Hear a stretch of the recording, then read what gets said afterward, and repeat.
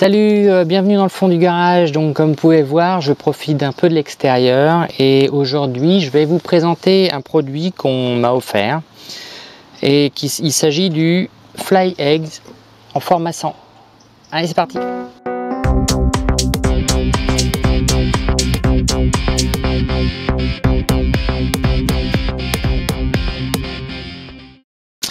Alors effectivement, je profite de l'extérieur parce qu'il commence à être bientôt octobre et il fait beau, donc nous voilà dehors.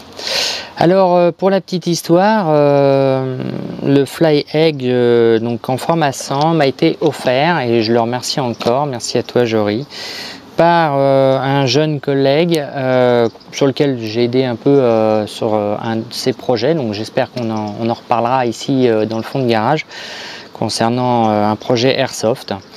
Donc ça serait assez cool qu'on puisse vous le présenter aussi. Donc le Fly Eggs format 100. On va regarder tout de suite ce qu'il y a dedans. Donc la boîte est plutôt sympa pour le transport de l'ensemble lui-même. Alors il y a une notice qui est un côté chinois, un côté anglais. Voilà, et c'est essentiellement des schémas. On a les informations concernant l'émetteur vidéo, les différentes références par rapport à la carte, les entrées-sorties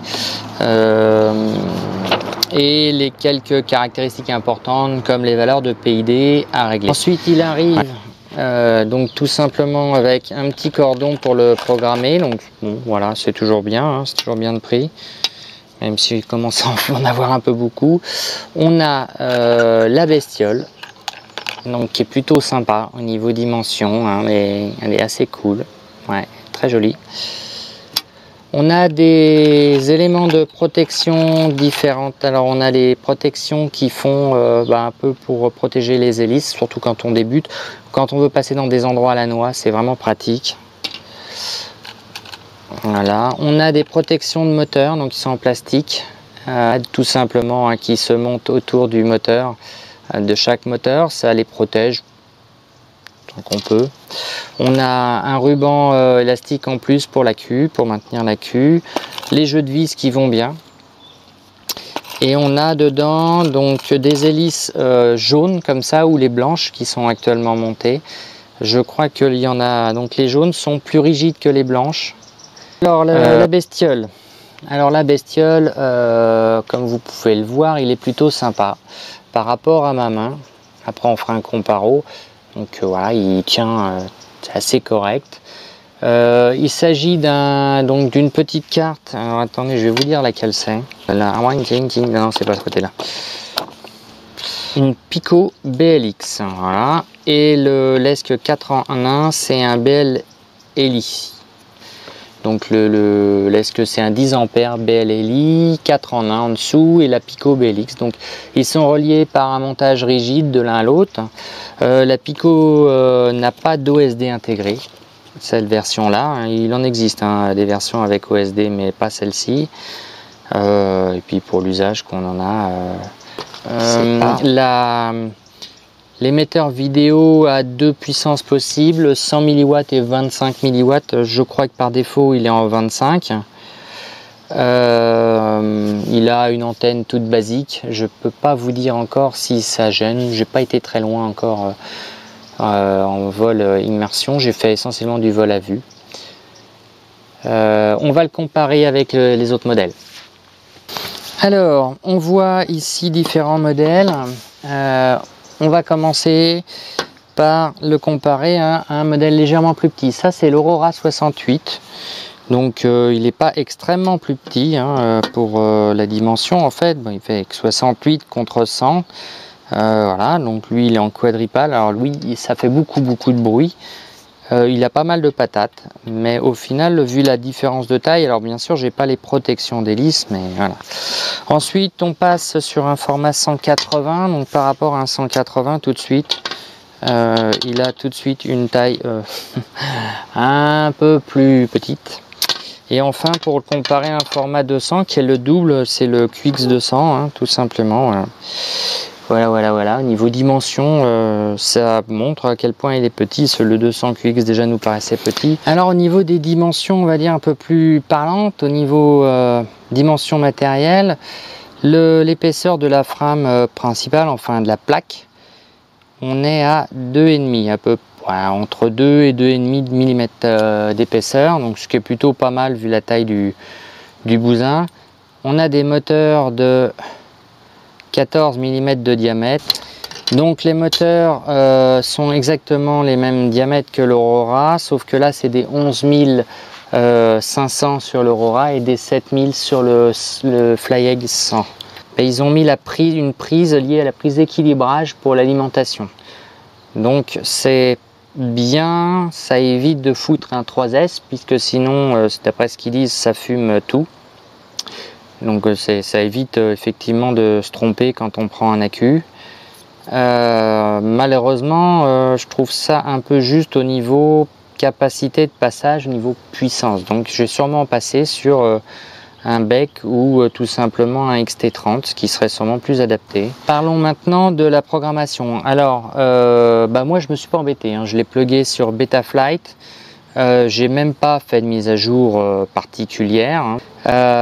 Du coup j'ai rien eu à faire sauf à peut-être regarder les paramètres PID qui sont donnés. J'ai remis exactement les mêmes, c'était nickel. J'ai juste légèrement réglé la valeur de conversion pour la tension parce qu'il bipait tout de suite, à peine décollé, alors que la batterie avait encore 8 volts, donc je l'ai réglé pour qu'il ait vraiment la bonne valeur quand il allie. Le deuxième petit point où j'ai eu un peu de mal, c'est tout simplement pour l'appairage du récepteur. Alors sur cette version là, c'est une version FlySky. Le récepteur est un FS RX2A, c'est-à-dire c'est un récepteur série S-Bus. Et moi j'ai une Taranis QX7 avec le module iRange, donc je me suis dit super, je vais pouvoir binder en FlySky. Et en fait, faut surtout pas s'énerver avec la partie principale du module FlySky, parce que c'est pas là qu'on trouve le protocole pour lui. En fait, lorsqu'on veut programmer le FS, le récepteur, hein, qui est un FS RX2A, il faut aller dans le multiprotocole et choisir FS2A. Puis suivant ce que vous voulez envoyer, le PWM S-Bus dans mon cas, mais sachant que ce dernier peut envoyer aussi du PPM S-Bus, du PPM I-Bus aussi, c'est juste au-dessus, voilà. Donc c'est assez important parce que j'ai mis longtemps à trouver, et en fait il n'est pas tout de suite à côté du reste du FlySky. Vous voyez, il est assez loin, le FlySky étant au début. Là on est sur le FlySky, donc avec cela ça ne marche pas, et donc il faut trouver le FS qui va bien. Donc je suis tombé dessus un peu par hasard en fait en cherchant, parce que je trouvais ça assez bizarre que ça soit pas intégré dedans, surtout que je l'avais déjà vu fonctionner avec d'autres récepteurs FlySky, et en fait c'est juste qu'il n'est pas à l'endroit où on s'attend à le trouver. Par contre, avec ce petit module, on n'a aucune télémétrie.